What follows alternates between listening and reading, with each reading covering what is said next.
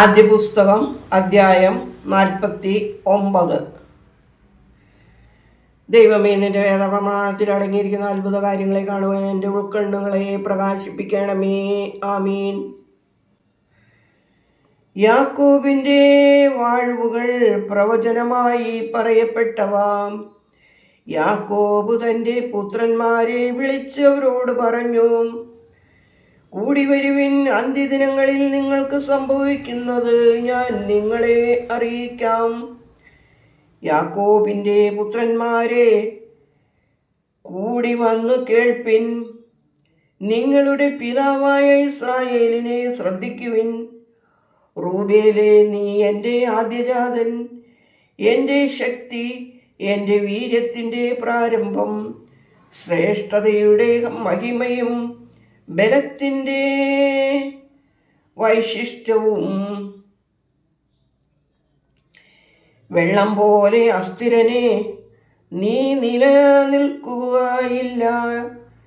എന്തെന്നാൽ നീ നിന്റെ പിതാവിനെ കിടപ്പുമുറിയിൽ കയറി, നീ സത്യമായി എൻ്റെ കട്ടിലിന്മേൽ കയറി എൻ്റെ കിടക്കയെ അശുദ്ധമാക്കി.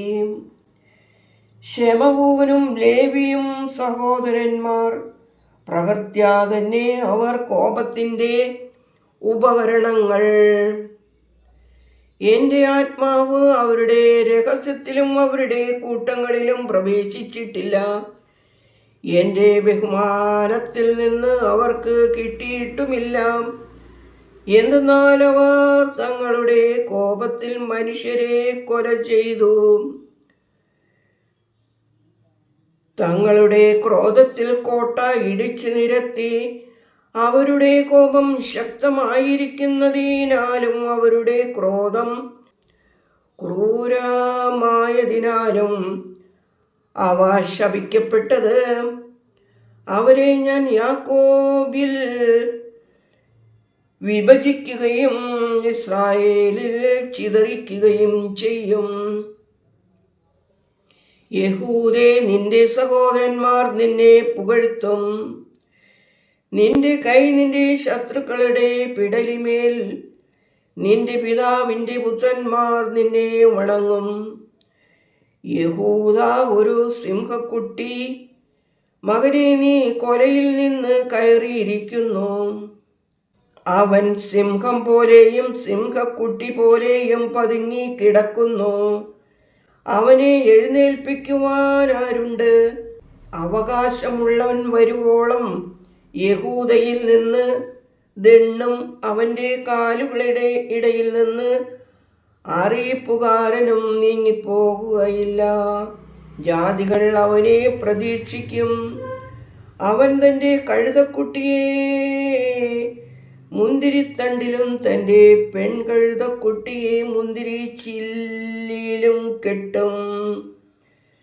അവൻ വീഞ്ഞിൽ തൻ്റെ വസ്ത്രവും മുന്തിരിച്ചാറിൽ തൻ്റെ ഉടുപ്പും അലക്കുന്നു. അവൻ്റെ കണ്ണ് വീഞ്ഞുകൊണ്ട് ചുവന്നും അവൻ്റെ പല്ല് പാലുകൊണ്ട് വെളുത്തുമിരിക്കുന്നു. ബൂലോൻ കടൽ തീരത്ത് പാർക്കും. പടവുകളുടെ മോഹനീയത അവന് ഉണ്ടായിരിക്കും. അവൻ്റെ അതിര് സൈദോൻ. ഈസാഖാർ വഴികൾക്കിടയിൽ പതുങ്ങിക്കിടക്കുന്ന ബലമുള്ള മനുഷ്യൻ. വാസസ്ഥലം ഭംഗിയുള്ളതും ദേശം നല്ലതും എന്ന് കണ്ട് അവൻ അടിമത്തത്തിന് തൻ്റെ ചുമൽ ചായച്ചു കൊടുത്ത് കപ്പം കൊടുക്കുന്നവനായി തീർന്നു. ഇസ്രായേൽ ഗോത്രങ്ങളിലൊന്ന് എന്ന നിലയിൽ താൻ തൻ്റെ ജനത്തിന് ന്യായപാലനം ചെയ്യും. താൻ വഴിയരികിൽ ഒരു പെരുമ്പാമ്പും പാതവക്കിൽ ഒരു വിഷസർപ്പവുമായിരിക്കും. ആ പാമ്പ് കുതിരയുടെ കുതികാലിൽ കടിച്ച് കുതിരപ്പുറത്ത് ഇരിക്കുന്നവനെ പുറകോട്ട് വീഴിക്കും. കർത്താവേ, ഞാൻ നിന്റെ രക്ഷയ്ക്കായി കാത്തിരിക്കുന്നു.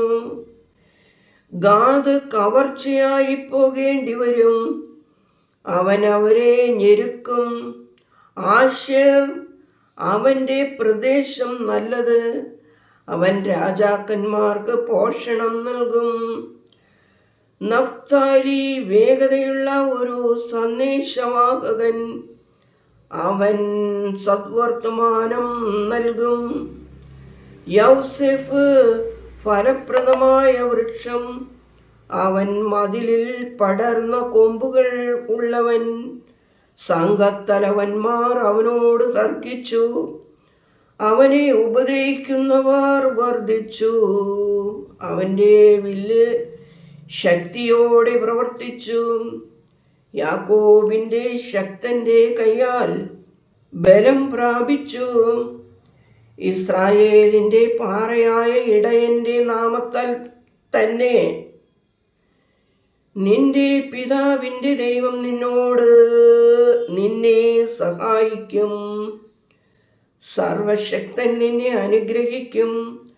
സ്വർഗത്തിൽ നിന്നുള്ള വാഴ്വ് ഉയരത്തിൽ നിന്നും, ആഴത്തിൻ്റെ വാഴ്വ് താഴെ നിന്നും, സ്തനഗർഭപാത്രാദികളുടെ വാഴ്വും എൻ്റെ പിതാവിൻ്റെ വാഴ്വും നിന്റെ മേൽ വരും. നിന്റെ ജനകന്മാരുടെ വാഴുകൾ നീതിമാനായ ഗിരികളുടെ അഗ്രം വരെയും ശക്തിപ്പെട്ടു.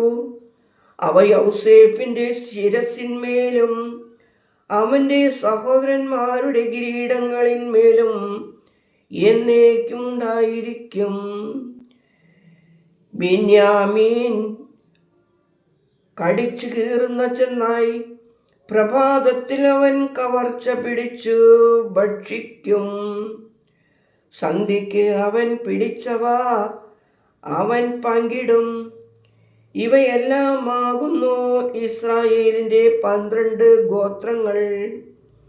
അവരുടെ പിതാവായ യാക്കോബ് അവരോട് സംസാരിച്ച് ഓരോരുവനും അവനവൻ്റെ അനുഗ്രഹം നൽകി അവരെ അനുഗ്രഹിച്ചു. അനുഗ്രഹിച്ച ശേഷം അവൻ അവരോട് കൽപ്പിച്ചു, ഞാൻ എൻ്റെ ജനത്തോട് ചേരുവാൻ പോകുന്നു. മമ്രേക്ക് മുൻവശം ഹിത്യനായ അഫ്രോന്റെ വയലിലുള്ള ഗുഹയിൽ എൻ്റെ പിതാക്കന്മാരുടെ അടുക്കൽ നിങ്ങൾ എന്നെ സംസ്കരിക്കണം. കനാൻ ദേശത്ത് ശ്മശാന ആവശ്യത്തിനായി ഹിത്യനായ അഫ്രോനിൽ നിന്ന് അബ്രാഹാം വിലയ്ക്ക് വാങ്ങിയ മെമ്രയ്ക്ക് നേരെയുള്ള ആ വയലിലാണ് അബ്രാഹാമിനെയും ഭാര്യയായ സാറായെയും സംസ്കരിച്ചത്. അവിടെ തന്നെയാണ് ഇസഹാക്കിനെയും അവൻ്റെ ഭാര്യയായ റബ്കയെയും അടക്കിയത്. അവിടെ തന്നെയാണ് ഞാൻ ലേയയെയും സംസ്കരിച്ചത്. ആ വയലും ഗുഹയും ഹിത്യരോട് വിലയ്ക്ക് വാങ്ങിയതാകുന്നു. യാക്കോബ് തൻ്റെ പുത്രന്മാരോട് ഇതെല്ലാം കൽപ്പിച്ച ശേഷം കട്ടിലിൽ കാൽ നീട്ടിവെച്ച് ക്ഷീണിതനായി നിര്യാണം പ്രാപിച്ചു. തൻ്റെ ജനത്തോട് ചേർക്കപ്പെടുകയും ചെയ്തു. ദൈവമേ, സ്തുതി നിനക്ക് യോഗ്യമാകുന്നു. പാർഗുമോർ.